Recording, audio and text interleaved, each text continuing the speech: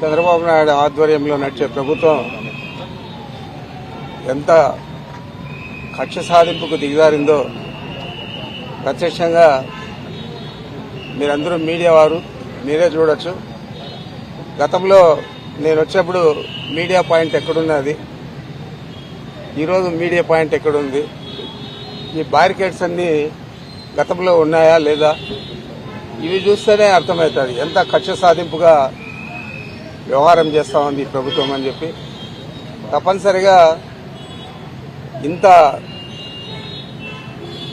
కక్షపూరితంగా వ్యవహారం చేసే చంద్రబాబు నాయుడు ఈ రాష్ట్రంలో రాష్ట్ర ప్రజలకు అందరికీ కూడా తెలిసే విధంగా నేను తెలియజేస్తా ఉన్నాను.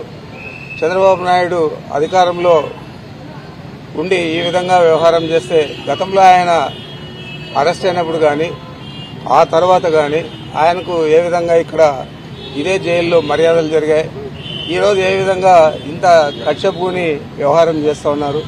జైలు సిబ్బంది కానీ బయట పోలీసులు కానీ అందరూ కూడా చాలా కక్షపూరితంగా వ్యవహారం చేస్తూ ఉన్నారు. ఇది ఒక ప్రభుత్వం చేయాల్సింది కాదు, కానీ ఈ ప్రభుత్వం చేస్తూ ఉంది. దీనికి తప్పనిసరిగా ప్రతిఫలం తీర్చుకోక తప్పదని చెప్పి తెలియజేస్తా ఉన్నాను. ఆయన ఆ కోర్టులో ఇచ్చిన ఏవి కూడా పూర్తి స్థాయిలో అక్కడ అమలు కావడం లేదు.